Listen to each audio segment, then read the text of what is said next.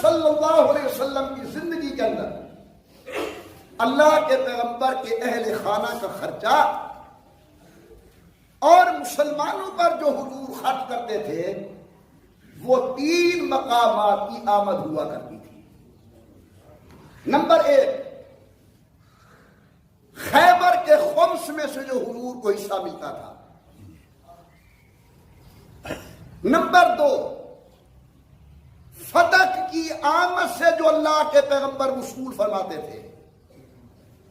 اور نمبر 3، مدینہ طیبہ کے قریب اموال بنی نذیر سے جو آمد آتی تھی۔ ان 3 آمدنیوں سے اللہ کے پیغمبر اپنی گھر والیوں کا، اپنے رشتہ داروں کا، مسلمانوں کا، ضرورت مندوں کا بوجھ اٹھاتے تھے اور خرچ اخراجات کرتے تھے۔ کس سے بھائی؟ 3 مقامات کی آمد سے، فدق، خیبر کا خمس اور اموال بنی نذیر۔ حضرت کا انتقال ہو گیا۔ اب حضور اکرم کے انتقال کے بعد رسول اللہ صلی اللہ علیہ وسلم کی وراثت طلب کرنے کے لیے 3 حضرات سامنے آئے۔ ایک حضرت سیدہ فاطمہ بیٹی ہے، نمبر 2 حضرت سیدنا عباس وہ چچا ہے، اور نمبر 3 حضور اکرم کی ازواج مطہرات حضرت کی گھر والیاں، کیونکہ وہ 8ویں حصے کی مالک ہے۔ اپنی زبان سے یہ بات کریں تاکہ میں سمجھوں کہ آپ سمجھ رہے ہیں۔ کتنی فریق سامنے آئے؟ نمبر 1، نمبر 2، نمبر 3 ازواج مطہرات۔ ان تینوں کے سامنے حضرت ابوبکر صدیق نے حضور کی ایک حدیث سنائی۔ سبحان اللہ۔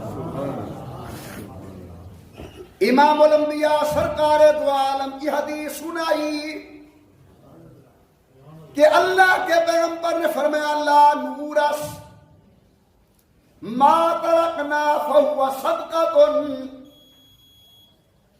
نبی کریم نے اعلان کیا کہ انبیاء کہ دنیا سے چلے جانے کے بعد ان کا مال بطور وراثت تقسیم نہیں ہوتا،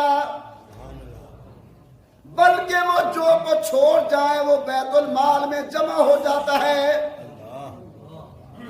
یہ حدیث سنائی ابو بکر نے، اس کے راوی اکیلے ابو بکر نہیں، جناب عائشہ بھی ہیں، جناب عثمان بھی ہیں، حضرت جناب علی بھی ہیں، حضرت عباس بھی ہیں، اس حدیث کے راوی عبد الرحمن بن عوف بھی ہیں، سعد بن ابی وقاص بھی ہیں، جناب ابو ہریرہ بھی ہیں، حضرت طلحہ بھی ہیں، حضرت ابو الدرداء بھی ہیں، جناب حذیفہ بھی ہیں۔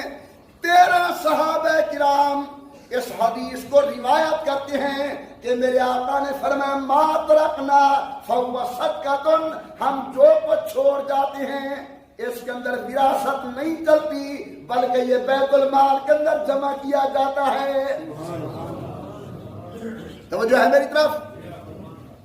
ذہن میں ایک اشکال ہوتا ہے کہ نبی کی جائیداد کیوں تقسیم نہیں ہوتی؟ سمجھو گے ذرا اس بات کو کہ نبی کی جائیداد کیوں تقسیم نہیں ہوتی؟ توجہ فرمائیں۔ جو میری وراثت کے مالک بننے ہیں نا، ہو سکتا ہے ان میں سے کسی کے دل میں یہ خیال پیدا ہو کہ پتہ نہیں کب مرے گا اور ہمیں وراثت ملے گی۔ جو کسی ملک صاحب کی وراثت کے مالک بننے ہیں ان کے دل میں یہ خیال آ سکتا ہے کہ پتہ نہیں کب ملک صاحب دنیا سے جائیں گے اور ہمیں وراثت ملے گی۔ یہ آج کل عام دیکھتے ہو کہ بچے انتظار میں ہیں کہ بابا کب مرے گا اور ہمیں وراثت ملے گی۔ اللہ رب العزت نے اس امت پر یہ مہربانی فرمائی کہ نبی کی کوئی وراثت نہیں، تاکہ نبی کی موت کا انتظار کوئی نہ کرے کہ یہ فوت ہو اور ہمیں وراثت ملے۔ بڑی حکمت ہے۔ اگر کسی کے دل کے اندر یہ خیال آیا وہ تو ایمان سے خارج ہو جائے گا، تو انبیاء علیہ السلام کی وراثت نہیں ہوگی۔ رسول اللہ کے ازواج مطہرات نے یہ حدیث سنی، بس سروئے تسلیم خم کر کے قبول فرمائی۔ دوسرے فریق جناب عباس سنی، قبول فرمائی۔ تیسری فریق حضرت سیدہ فاطمہ رضی اللہ تعالی عنہا۔ میں ایک جملہ آپ سے کہوانا چاہتا ہوں کہ مجھ جیسے لاکھوں محمد عمر قریشی قربان ہو جائیں سیدہ بطول، سیدۃ نساء اہل الجنہ، حسنین کی والدہ، علی المرتضیٰ کی زوجہ، حضور کی بیٹی حضرت سیدہ فاطمہ کے قدمین شریفین کی جوٹی کے تلمی مٹی کے اوپر اگر میرے سامنے میرے باپ کی بات بیان کرے تو میں قبول کروں گا یا ناراضگی کا اظہار کروں گا؟ بولو بولو بولو۔ میں کہ لاکھوں محمد عمر قریشی قربان ہو جائیں، اگر میں اپنے باپ کی بات سن کر خوش ہوتا ہوں، ناراض نہیں ہوتا، تو سیدہ بھی بابا کی حدیث سن کر خوش ہوئی ہیں، ناراض نہیں ہوئی۔ سبحان اللہ سبحان اللہ۔ حضرت ابو بکر صدیق کا یہ فیصلہ علی المرتضیٰ کے سامنے ہے، مہاجرین و انصار کے سامنے ہے۔ کیا بی بی ناراض ہوئی یا راضی؟ اہل اعتقاد میں امام بہقی رحمت اللہ نے لکھا ہے کہ فرضیت بذالک کا بی بی صاحبہ راضی ہوئی، اور شرح نہج البلاغہ درہ نجفیہ کے اندر صفحہ نمبر 332 پر ہے فرضیت بذالک کا بی بی صاحبہ راضی ہوئی کہ ابو بکر ویسے تقسیم کرو جس طرح بابا کرتے تھے، میں راضی ہوں۔ سبحان اللہ۔ اور اتنی راضی ہوئی لم تتکلم، اس معاملے کو کبھی چھیڑا ہی نہیں، اس بات کو کبھی چھیڑا ہی نہیں زندگی بھر، بس بابا نے فرما دیا ٹھیک ہے، حتیٰ ماتت، یہاں تک کہ آپ کا انتقال ہو گیا۔ اب اگر کوئی آدمی، کوئی راوی ناراضگی کی روایتیں بیان کرتا ہے، وہ جانے، اس کا کام جانے۔ ہمارا ایمان تو یہ ہے کہ نبی کی بیٹی کے سامنے جب اللہ کے پیغمبر کی حدیث آئی ہے تو بی بی صاحبہ ناراض نہیں ہوئی، بی بی صاحبہ خوش ہوئی ہیں اور بابا کی حدیث کو قبول فرمایا ہے۔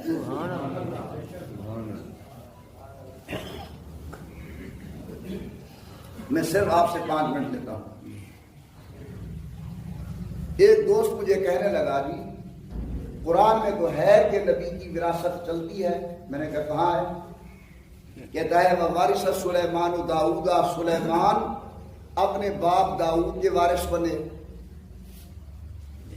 میں نے کہا کبھی یہ بھی دیکھا ہے کہ داؤد کے بیٹے کتنے تھے علیہ السلام کے؟ اس کے 19 بیٹے تھے، داؤد پیغمبر کے 19 بیٹے تھے، لیکن قرآن کس کا ذکر کر رہا ہے؟ صرف ایک کا۔ کیوں؟ اس لیے کہ نبی ایک بنا۔ معلوم ہوتا ہے اس آیت کے اندر مالی وراثت مراد نہیں، علمی وراثت مراد ہے۔ ایک اور میرا پیارا بھائی مجھے کہنے لگا جناب زکریا علیہ السلام دعا مانگ رہے اللہ مجھے بیٹا دے، یارثنی و یارث من آل یعقوب، جو میرا وارث بنے اور آل یعقوب کا وارث بنے۔ میں نے کہا آپ کو یہ بھی پتا ہے کہ یعقوب علیہ السلام اور زکریا علیہ السلام کے درمیان فاصلہ کتنا ہے؟ 2000 سال کا فاصلہ ہے۔ تو کیا عقل تسلیم کر سکتی ہے کہ یعقوب علیہ السلام کی وراثت مالی 2000 سال تک محفوظ رہی ہو، تقسیم نہ ہوئی ہو؟ کیوں؟ تاکہ بیٹا آئے گا زکریا کا اور وہ حاصل کرے گا۔ تو ہمارے سلیمان و داؤدہ کے اندر بھی وراثت علم مراد ہے، یارثنی و یارث من آل یعقوب کے اندر بھی وراثت علم مراد ہے۔ کہنے لگا اچھا یوصیکم اللہ فی اولادکم کے اندر کیا ہوگا؟ یہاں تو اللہ عام فرماتے ہیں کہ خدا کا قانون ہے بیٹی کو 1 حصہ، بیٹے کو 2 حصے، گھر والی کو 8واں حصہ، تو اللہ کے نبی کا حکم یہ نہیں؟ میں نے کہا میرے پیارے بہت سی آیات ایسی ہیں جن کے اندر نبی کو وہ حکم شامل نہیں ہے۔ قرآن کی بہت ساری آیات ایسی ہیں کہ وہ حکم امت کے لیے ہے, نبی کے لیے؟ بولو بولو بولو. کہاں؟ اللہ فرماتے فانکحوا ما طاب لکم من النساء مثنی و ثلاث و رباع, زیادہ سے زیادہ تم 4 بیویاں ایک ٹائم اپنے نکاح میں رکھ سکتے ہو. اللہ کے پیغمبر نے ایک ٹائم کے اندر 7 سے زائد بیویاں اپنے نکاح کے اندر رکھی ہے. معلوم ہوتا ہے قرآن کا حکم امت کے لیے ہے, حدیث کا حکم نبی کے لیے ہے. تو یہاں بھی یوصیکم اللہ فی اولادکم کے اندر جو مسئلہ بیان کیا گیا ہے یہ امت کے لیے ہے, اور نبی کے لیے حکم کیا ہے؟ خدا کے پیغمبر نے خود ارشاد فرما دیا ما ترکنا فہو صدقۃ, ہم جو کچھ چھوڑ جاتے ہیں یہ بیت المال کا حصہ ہوتا ہے. اور میں تحدیث بن نعمت کے طور پر کہتا ہوں کہ حضور کے انتقال کے بعد اموال بنی نذیر, صدق اور غنیمت کے خمس کے اندر جو فیصلہ اور طریقہ ابو بکر نے رائج کیا وہی امیر عمر نے رائج کیا, اسی پر حضرت عثمان نے عمل کیا, اور اسی پر حضرت شاہ علی المرتضیٰ نے عمل کیا. کوئی آدمی یہ ثابت نہیں کر سکتا کہ علی المرتضیٰ نے اپنے دور کے اندر آ کر فاروق اعظم, جناب عثمان اور جناب ابو بکر کے طریقے کو تبدیل کر دیا ہو. آغاز ابو بکر سے ہوا, مہر تصدیق چوتھے نمبر پر حیدر کرار نے لگا دی. تو جو فیصلہ صدیق کرے ہمارا ایمان, اور جو فیصلہ علی کرے ہمارا ایمان. اصحاب رسول پر بھی ہمارا ایمان ہے, اور اہل بیت رسول پر بھی ہمارا ایمان ہے. 2 سال کچھ دن خلافت کرنے کے بعد حضرت صدیق کا انتقال پرملال ہوا. وصیت فرمائی کہ میرے کفن کے اندر نئی چادریں استعمال نہیں کرنی, پرانی چادریں استعمال کرنی ہیں. جنازہ فاروق اعظم نے پڑھایا. ہائے صدیق میں تیرے مقدر پہ قربان جاؤں. جنازے کے بعد حضرت کی چارپائی حضور اکرم کے روضہ انور کے سامنے رکھی گئی, اور پہنچی وہیں پہ لاش جہاں کا خلیل تھا. آج جس حجرے کے اندر نبوت آرام کر رہی ہے اسی حجرے کے اندر صداقت محو خواب ہے. اسی حجرے کے اندر حضرت سیدنا عمر رضی اللہ عنہ اجمعین وہ محو خواب ہے. واجب الاحترام بزرگوں, اللہ کے نبی نے فرمایا جہاں سے کسی کا خمیر اٹھایا جاتا ہے وہی دفن کیا جاتا ہے. نبی کا روضہ جنت ہے. معلوم ہوتا ہے کہ اللہ نے حضور کا خمیر بھی جنت سے اٹھایا تھا, ابو بکر کا خمیر بھی جنت سے اٹھایا تھا, اور جناب عمر کا خمیر بھی جنت سے اٹھایا گیا تھا. یہ تینوں جنت الاصل ہے, اور ایک قبر کی جگہ باقی ہے جس میں حضرت سیدنا عیسیٰ ابن مریم آ کر دفن ہوں گے. میں ایک دعا کرتا ہوں, سب نے آمین کہنی ہے. اللہ آپ کو اور مجھے قرآن پر عمل کرنے کی توفیق عطا. اللہ آپ کو اور مجھے حضور کی حدیث پر عمل کرنے کی توفیق عطا. اللہ آپ کو اور مجھے حضور کے صحابہ کی غلامی نصیب فرمائے. اللہ آپ کو اور مجھے اہل بیت رسول کی محبت نصیب فرمائے. اللہ آپ کو اور مجھے پوری امت کو رسول اللہ کی اسوہ حسنہ پر عمل کرنے کی توفیق عطا فرمائے. آمین برحمتک یا ارحم الراحمین. یہ احباب نے سنتیں پڑھی ہیں. دین کی بات پھیلانا صدقہ جاریہ ہے. ثواب کی نیت سے ویڈیو کو شیئر ضرور کیجیے. جزاک اللہ.